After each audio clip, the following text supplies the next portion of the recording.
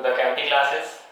तो आज हम स्टार्ट करेंगे क्लास 10th के लिए, जहाँ मैंने लास्ट टॉपिक छोड़ा था chemical equation and chemical reaction. तो केमिकल इक्वेशन और केमिकल रिएक्शन के बारे में पता चल गया कि केमिकल रिएक्शन क्या होती है, केमिकल इक्वेशन क्या होती है, कैसे उनको लिखते हैं। केमिकल इक्वेशन की कैरेक्टरिस्टिक प्रॉपर्टीज के बारे में हमने पढ़ लिया, उसकी कैरेक्टरिस्टिक प्रॉपर्टीज कौन कौन सी हैं जिनके बेस पे हम पहचान सकते हैं कि जो रिएक्शन है वो केमिकल रिएक्शन है। दूसरा हमें एक और चीज जानी है कि केमिकल रिएक्शन क्या होता है, केमिकल इक्वेशन क्या होता है। उसके बाद हमारी सबसे इंपॉर्टेंट चीज आती है जो आज हम पढ़ने जा रहे हैं, वो है हमारा क्या कि balanced and unbalanced chemical equation. जो केमिकल रिएक्शन लिखी जाती है उस केमिकल रिएक्शन को बैलेंस करना, और वो डिपेंड करता है किसमें, नंबर ऑफ एटम्स जो होते हैं किसमें, reactant side as well as the product side. जैसे क्लास 9 में आपने पढ़ा होगा ना, law of conservation of mass proposed by Antoine Lavoisier. तो एंटनी लेवोशियर ने जो बताया था हमें कि मींस क्या होता है कि law of conservation of mass कि mass can neither be created nor be destroyed in a chemical reaction. इसी वजह से हम आज तक क्या करते हैं, केमिकल रिएक्शन को बैलेंस करते हैं। किसके लिए, to follow the law of conservation of mass. तो आज उसी law of conservation of mass के अकॉर्डिंग जो हम पढ़ेंगे वो पढ़ेंगे केमिकल रिएक्शन और इक्वेशन को बैलेंस करना। तो सबसे पहला हमारा क्या आता है कि सबसे पहले जानते हैं बैलेंस्ड और अनबैलेंस्ड केमिकल इक्वेशन होती क्या है। कोई भी रिएक्शन मैंने लिखी, जैसे मैंने एग्जांपल लिया मैग्नीशियम को वर्ण कराया ऑक्सीजन के साथ, यह हमें दे रहा है क्या, मैग्नीशियम ऑक्साइड। मैग्नीशियम लिया, उसको वर्ण कराया एयर की प्रेजेंस में and it gives the magnesium oxide. अब हमें क्या देखना है, हमें ये देखना है कि ये इक्वेशन बैलेंस्ड है या अनबैलेंस्ड है। तो उसको देखने का बड़ा अच्छा तरीका क्या है कि यहाँ पे हमारे पास मैग्नीशियम का एटम कितना है, 1, और ऑक्सीजन क्या है, molecule and it is contains the 2 atoms of oxygen. तो 2 atoms oxygen and 1 atom of magnesium, but in the product side हमारे पास क्या है, एक ही एटम है मैग्नीशियम का और एक ही एटम है ऑक्सीजन का। इसका मतलब क्या हुआ, ये रिएक्शन कैसी हो गई, अनबैलेंस्ड केमिकल इक्वेशन हो गई। मींस ये बैलेंस्ड नहीं है क्योंकि इसमें क्या है, ऑक्सीजन के नंबर ऑफ एटम्स ज्यादा है रिएक्टेंट साइड में और प्रोडक्ट साइड में ऑक्सीजन के नंबर ऑफ एटम्स कम है। इसका मतलब वो हो गई हमारी कैसी टाइप की, अनबैलेंस्ड टाइप की। अब बैलेंस्ड केमिकल इक्वेशन को बनाना है, जो हमारे पास अनबैलेंस्ड है, इस अनबैलेंस्ड केमिकल इक्वेशन को चेंज करना है किसमें, बैलेंस्ड केमिकल इक्वेशन। और बैलेंस का मतलब क्या होता है कि number of atoms are equal in reactant side as well as the product side. तो रिएक्टेंट तो पता ही है ना, ये जो होता है ये क्या होता है, हमारा रिएक्टेंट होता है, और ये हमारा क्या, product. Number of atoms are equal in the product side as well as the reactant side. तो वो इक्वेशन जो होगी हमारी कैसी हो जाएगी, बैलेंस्ड हो जाएगी। अब इसी इक्वेशन को हम क्या करते हैं, बैलेंस करते हैं। तो हमें क्या करना है कि रिएक्टेंट साइड मैग्नीशियम के एटम कितने दिए गए बेटा, 1 एंड ऑक्सीजन 2। इधर बना हमारा क्या, मैग्नीशियम, इधर भी 1 है मैग्नीशियम और ऑक्सीजन है आपका यहाँ पे 2। अब क्या करना है, सबसे पहले हमें क्या करना है, जिसकी अमाउंट ज्यादा है, ऑक्सीजन 1 है यहाँ पे, प्रोडक्ट साइड में ऑक्सीजन 1 है। यहाँ पे हमें क्या देखने को मिल रहा है कि ऑक्सीजन 2 है एंड यहाँ पे ऑक्सीजन 1 है। तो सिंपल सा फंडा हमें क्या करना है, इसको बैलेंस करने के लिए बी जस्ट मल्टीप्लाइड बाय 2 का मल्टीप्लाई कर दिया, ठीक है ना, सिंपल है ये तो, कि ऑक्सीजन इधर 2 था इधर 1 था, 1 में 2 का मल्टीप्लाई किया तो हो गया हमारा 2। अब क्या करना है कि यहाँ पे तो भैया मैग्नीशियम भी है, ऑक्सीजन के साथ में कौन है, मैग्नीशियम। जब भी किसी एक एटम के साथ में दूसरा एटम होगा, जब वो दोनों आपस में मिलकर उन्होंने एक कंपाउंड बनाया, एक मॉलिक्यूल बनाया, तब क्या करना होगा, जितने का मल्टीप्लाई इस ऑक्सीजन में किया गया है उतने का ही मल्टीप्लाई मैग्नीशियम में भी करना पड़ेगा। तो टोटल हमारा कितना हो गया, 2। जब 2 का मल्टीप्लाई हमने इधर किया, इधर मैग्नीशियम कितना है, 1, उधर 2 हो गया, तो इधर भी हमें 2 का मल्टीप्लाई करना पड़ेगा। इट मींस ये भी आपका हो गया 2। सिंपल सा फंडा है।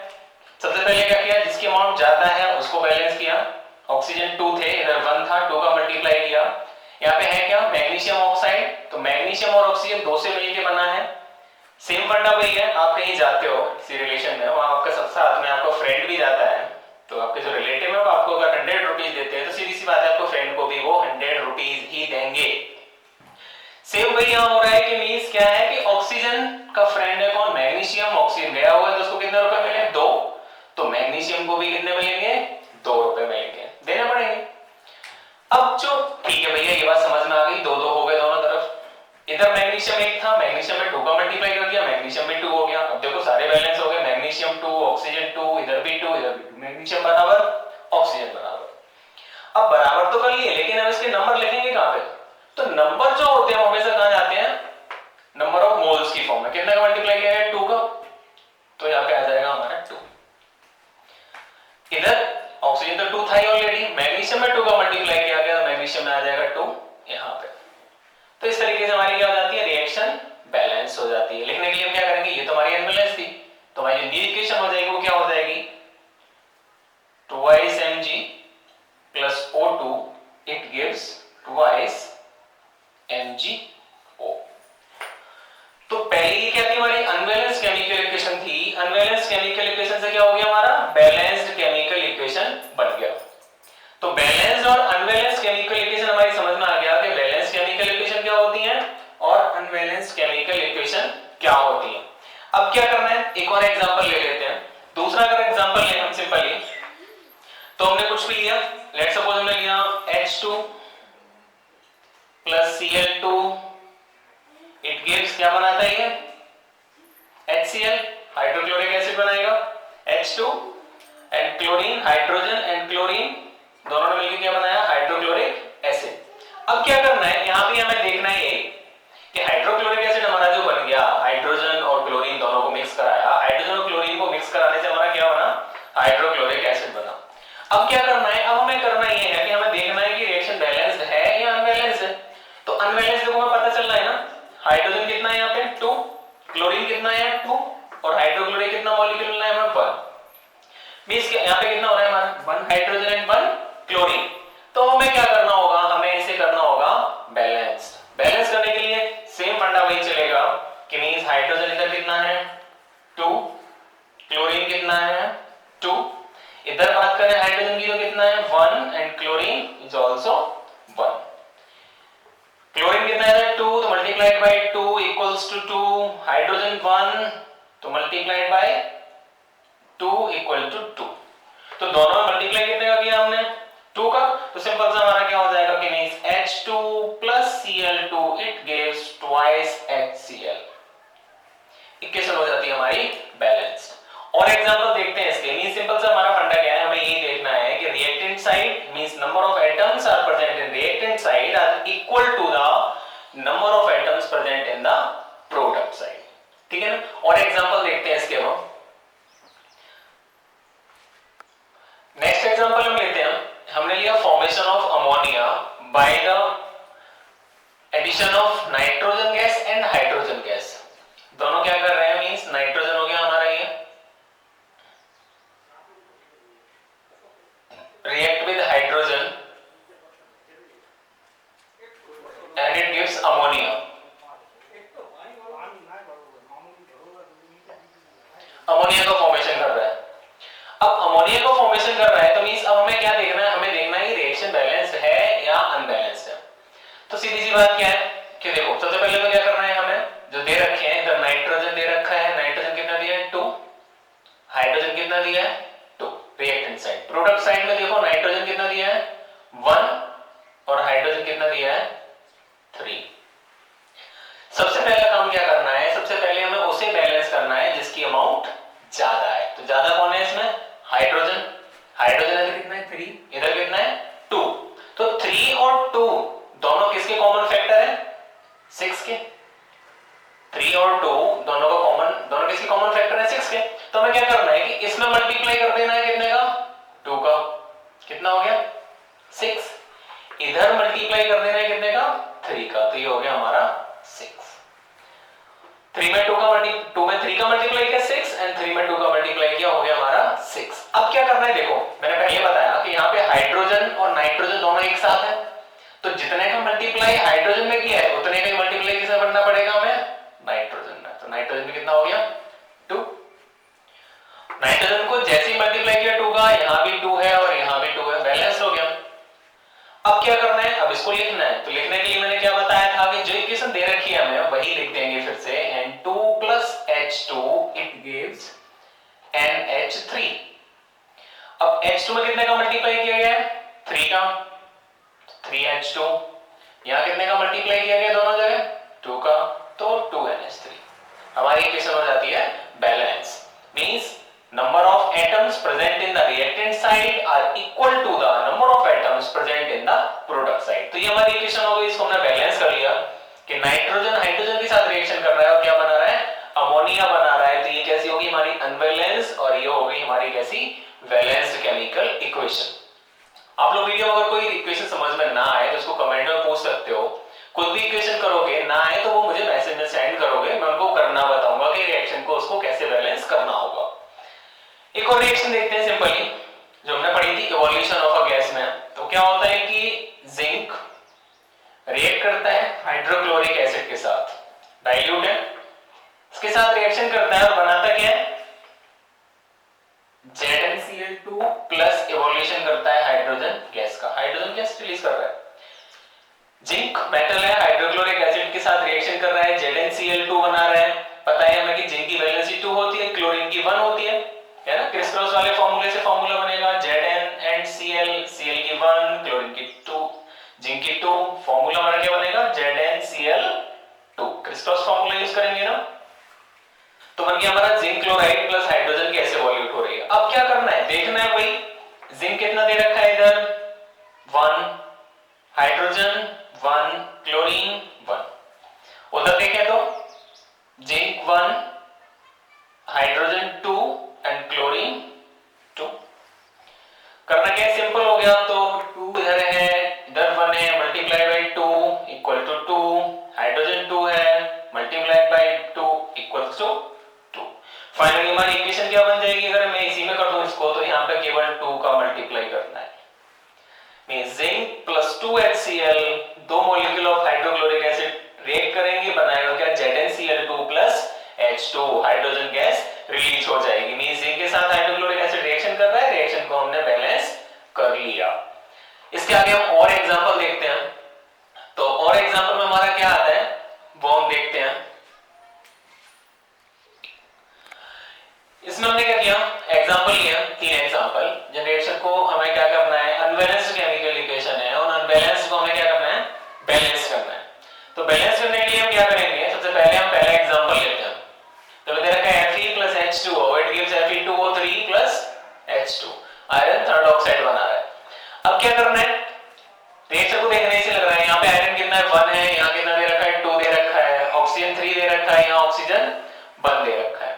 तो सबसे पहले हमें क्या करना है इस रिएक्शन के लिए, कि जो दे रखा है आयरन दे रखा है कितना, 1, हाइड्रोजन दे रखा है 2 एंड ऑक्सीजन दे रखा है 1। अगर हम प्रोडक्ट साइड की बात करें तो हमें आयरन दे रखा है 2, हाइड्रोजन दे रखा है 2 एंड ऑक्सीजन दे रखा है हमें कितना, 3। ये हमारा हो गया आयरन, हाइड्रोजन एंड ऑक्सीजन के बारे में। अब क्या करना है, आयरन, हाइड्रोजन और ऑक्सीजन को अगर हम देखें तो सबसे पहला काम हमारा क्या है कि जिसकी अमाउंट ज्यादा, सबसे पहले हमें उसको बैलेंस करना है। और हमें कौन दिख रहा है उसमें सबसे ज्यादा बड़ा कौन है, ऑक्सीजन। ऑक्सीजन कितना है इधर, 3, इधर कितना है, 1। तो हम क्या करें कि ऑक्सीजन में कितने का मल्टीप्लाई कर दें, 3 का, तो यहां पर कितना हो जाएगा, 3 हो गया। मींस ऑक्सीजन आपका बैलेंस हो गया, इधर भी 3 था आपका ऑक्सीजन, इधर भी 3 हो गया। अब क्या करना है, अब देखो ऑक्सीजन किसके साथ है, यहाँ पे हाइड्रोजन के साथ है। तो मैंने पहले बताया था कि जब दो लोग एक साथ होते हैं तो जितने का मल्टीप्लाई इसने किया है उतने का ही मल्टीप्लाई हमें क्या करना होगा, हाइड्रोजन में भी करना होगा। तो आपका कितना हो गया, ये 6 हो गया। इधर 3 का मल्टीप्लाई किया 6 हुआ, अब इधर भी कितने का मल्टीप्लाई करना होगा, 3 का इक्वल टू 6, और आयरन में कितने का मल्टीप्लाई करना है, 2 का इक्वल टू 2। तो जिस नंबर का मल्टीप्लाई किया गया है वो नंबर हम क्या करेंगे, उसके आगे लिख देंगे। तो इक्वेशन हमारी क्या हो जाएगी, ट्वाइस Fe। नंबर को कभी यहां रिप्रेजेंट नहीं करना है, हमेशा उसके आगे लिखना है, plus 3H2O, it gives Fe2O3 plus 3H2। Hydrogen भी बैलेंस हो गया, 6 हाइड्रोजन इधर हो गया, 3 to 6 इधर हो गया, ऑक्सीजन बैलेंस हो गया, का पूरा आपका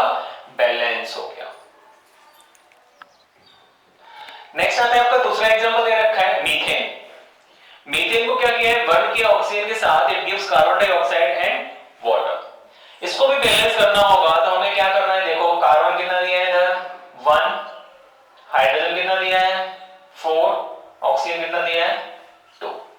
प्रोडक्ट साइड में कार्बन दिया है 1 और आपका हाइड्रोजन दिया है 2, ऑक्सीजन दो जगह दिया गया है आपका। ऑक्सीजन एक जगह O2 के साथ दिया गया है, एक जगह H2O के साथ दिया गया है। यहां क्या करना होगा हमें, हम बैलेंस कर लेंगे किसको, हाइड्रोजन और कार्बन को बैलेंस कर लेंगे, ऑक्सीजन खुद बैलेंस हो जाएगा। ऑक्सीजन हमारा 2 दे रखा है, तो पहले हमें क्या करना है, हाइड्रोजन को बैलेंस करना है। तो जब हम हाइड्रोजन को बैलेंस करेंगे, हाइड्रोजन जिसकी अमाउंट ज्यादा है, सबसे पहले हम उसको हमेशा बैलेंस करते हैं जिसकी अमाउंट ज्यादा होती है। तो ज्यादा अमाउंट जिसकी दे रखी है हाइड्रोजन, हाइड्रोजन कितना दिया है 4, इधर मल्टीप्लाई करेंगे कितने का, 2 का हो गया हमारा कितना 4। तो मींस हाइड्रोजन हमारा कैसा हो गया, बैलेंस्ड हो गया। हाइड्रोजन को जैसे ही बैलेंस किया तो हाइड्रोजन ये हमारा कितना है 2 का मल्टीप्लाई किया, ये कितना हो गया आपका 4 हुआ। अब देखो यहाँ पे ऑक्सीजन कितना दे रखा है 1 दे रखा है, और ऑक्सीजन के साथ कौन है हाइड्रोजन। मींस अगर हाइड्रोजन में 2 का मल्टीप्लाई करेंगे तो ऑक्सीजन में भी 2 का मल्टीप्लाई हमें करना पड़ेगा। तो ऑक्सीजन में 2 का मल्टीप्लाई करेंगे तो ऑक्सीजन हमारा यहाँ पे कितना हो गया 2, यहाँ पे 2 हो जाएगा ऑक्सीजन, और यहाँ 2 पहले से दे रखा है 2 + 2 = 4, और यहाँ ऑक्सीजन कितना दिया है आपका 2 मल्टीप्लाइड बाय 2 इक्वल्स टू 4। आपका ऑक्सीजन कितना हो गया 4। कार्बन आपका दे रखा है, हाइड्रोजन बैलेंस हो गया, ऑक्सीजन आपका बैलेंस हो गया। क्या करना है, इक्वेशन को लिख दो भैया, CH4 plus twice O2 it gives CO2 plus twice H2। Water molecule बनके तैयार हो गया, CH4 मीथेन हो गया प्लस ऑक्सीजन हो गया plus CO2 plus twice H2O। हमारी इक्वेशन हो गई कैसी, बैलेंस। अनबैलेंस से हमारी इक्वेशन हो जाती है बैलेंस्ड, ठीक है ना। तो ये हो गई हमारी बैलेंस इक्वेशन। अब क्या करना है, सिंपली हमने जान लिया कि भैया केमिकल इक्वेशन को कैसे बैलेंस करना है। समझ में आ रहा है ना, समझ में कैसे बैलेंस करना है। तो केमिकल इक्वेशन जैसे जैसे करते जाओ आपको समझ में आता जाएगा केमिकल इक्वेशन को कैसे बैलेंस करना है। इस रिएक्शन को हम डायरेक्ट बैलेंस करते हैं। कैसे करेंगे बैलेंस, देखो एल्यूमिनियम कितना दिया है यहाँ पे 2 दिया है, और यहाँ एल्यूमिनियम कितना दिया है 1, मतलब हमें एल्यूमिनियम को क्या करना होगा, यहाँ पे 2 का मल्टीप्लाई करना पड़ेगा, तो ट्वाइस AlOH होल थ्राइस 2 का मल्टीप्लाई कर दिया। अब देखिए इधर क्या करना है, बन गया हमारा क्या Al2O3 प्लस हाइड्रोजन कितना है 3 * 6 और ऑक्सीजन कितना है 3 * 6, तो 3 ऑक्सीजन इधर आ गया, बचा कितना हमारा 3H2O। केमिकल इक्वेशन हमारी कैसी हो गई, बैलेंस्ड हो गई। तो ये होता है हमारा बैलेंसिंग ऑफ केमिकल इक्वेशन। और केमिकल इक्वेशन को बैलेंस क्यों करते हैं, क्योंकि हमें फॉलो कराना होता है law of conservation of mass.